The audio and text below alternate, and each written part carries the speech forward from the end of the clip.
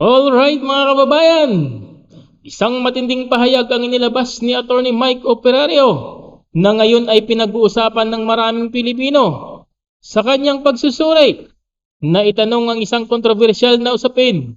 Matutulad ba si Pangulong Ferdinand Bongbong Marcos Jr. sa naging kapalaran ng kanyang amang si dating Pangulong Ferdinand Marcos Sr.? Ano ang batayan ng kanyang pananaw at bakit ito nagdudulot ng matinding diskusyon?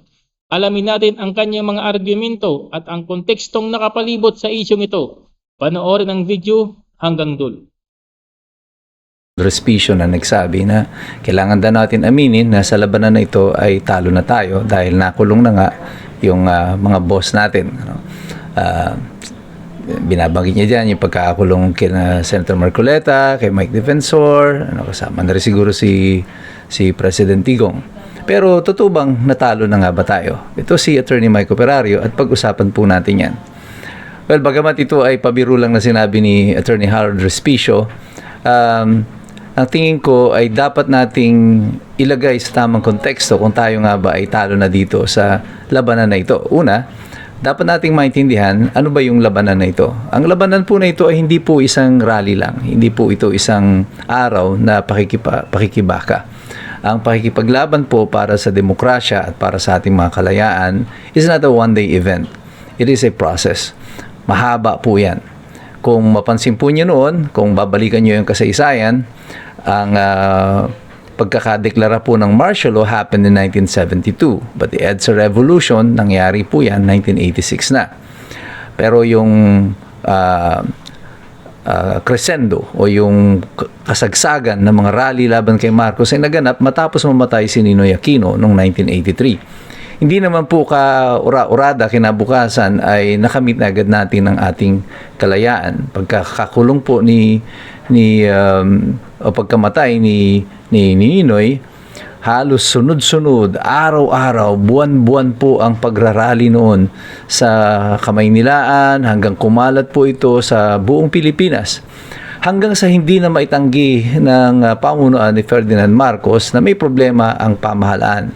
Kasi hindi na po ito isolated na mga pagrarally lamang sa Kamaynilaan.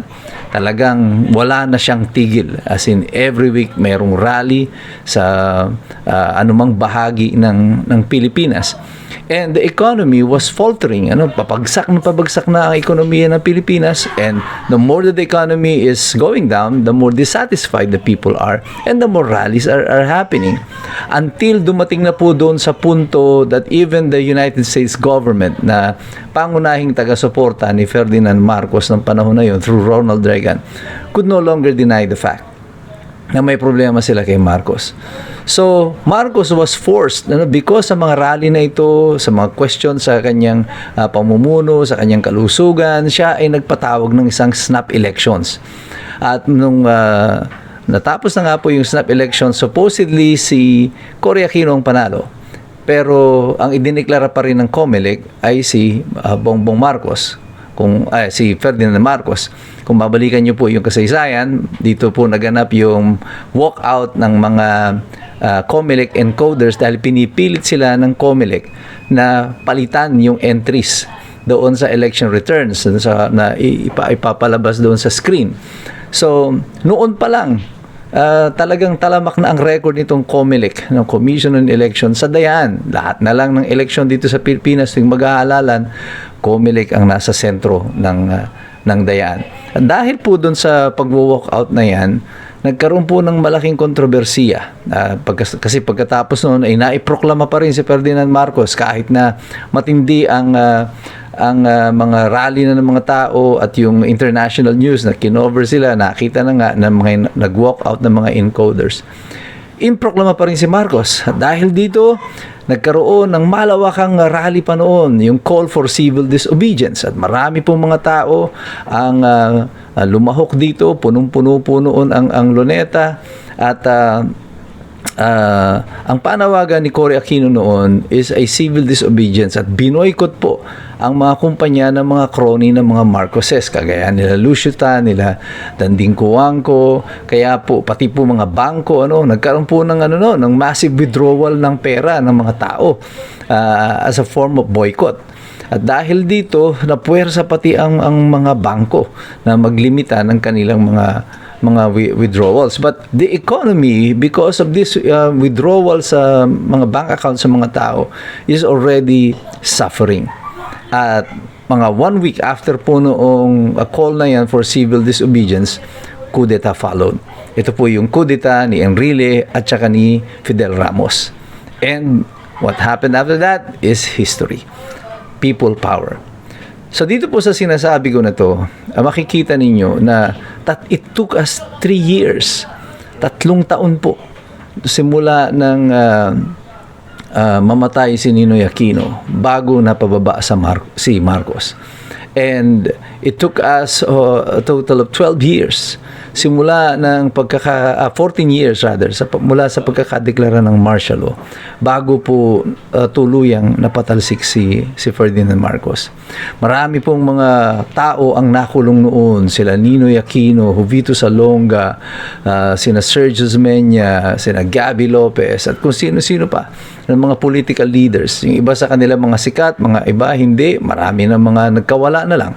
Yung sinabi ng mga desesperados na pinag-aaresto ng panahon ng martial law kapag ikaw ay tumututol sa pamahalaan at hindi ka na lang basta makikita. Mabuti na lang itong mga iba na mayroong mga dahil may mga pangalan, si Ninoy Aquino, eventually nagkaroon siya ng hunger protest. Siya ay pinadala ni Imelda Marcos sa Amerika. Pati ang aking boss noon, eventually magiging boss kasi nung panahon bata pa ako noon. Si Senator Rocco actually was the chief legal officer of Ninoy Aquino. Hindi naman siya politiko noon, pero isa siya sa mga nagtago hanggang nakarating po siya dito sa Bataan at dito siya nagtago noon. Tinulungan siya ng mga pamilya ng mga Banson dito sa Bataan, kaya naging malapit ang mga Rocco at mga Banson. Pero sa panahon na yun, kita nyo, kahit na ikaw ay mga abogado lang, mga ordinaryong staff ka lang, you fear for your life dahil noon ay martial law. And this is exactly what we are witnessing today. Itong mga ginagawa ng anak, si BBM, ay kawangis ng mga hakbang ng ginawa ng kanyang ama. Kanya nga lang, ito, mas mabilis ang kanilang mga ginagawa. Itong 2.0 version na ito ng martial law is the expedited form. Kaya pati ang pagbagsak nito magiging expedited din. Dahil nung panahon ni Marcos, sa malaking pagkakaiba nito sa kasalukuyan, noon ang siga si Marcos lang. Ang mga nagnanakaw noon, si Marcos lang.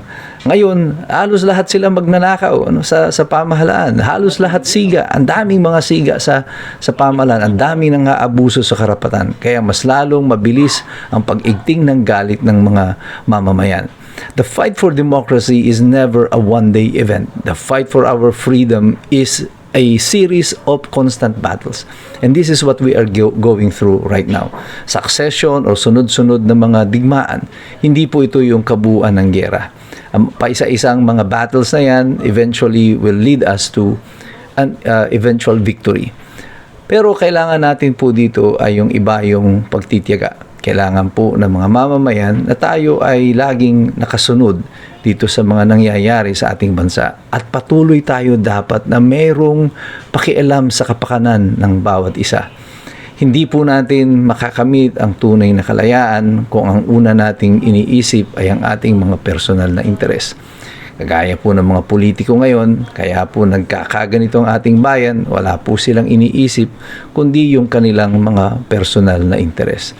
Darating ang panahon, tayo pong mga iskumbro, tayong mga ordinaryong mamamayan, kakailanganin na magbigay ng kanya-kanya nating mga sakripisyo. Gaya nila Senator Marcoleta, nila Mike Defensor, ni President Digong, Senator Bato. Ngayon ay may mga pinagdadaanan sila, mga personal na sacrifices. Pero kailangan pa bang dumating ito hanggang sa pintuan ng ating mga tahanan bago tayo mismo ay magsisikilos? Hindi na. Tayong lahat kailangan matutong manindigan. maging kabahagi ng pakikipaglaban para sa ating kalayaan kasi wala namang gagawa nito kundi tayo rin. Kaya tandaan po ninyong lahat, tayong lahat, patuloy tayo sa ating pakikialam, patuloy tayo sa ating pagmamasid, at patuloy tayo sa ating pag-aaral sapagkat alam nating lahat, mahirap makialam ng taong walang alam. Alright mga kababayan, yan, i-comment mo dyan sa comment section kung ano ang iyong pananaw sa naging pahayag ni Atty. Mike Operario. And don't forget to like and share and subscribe our YouTube channel, AIM-YN TV. Thank you so much everyone. God bless.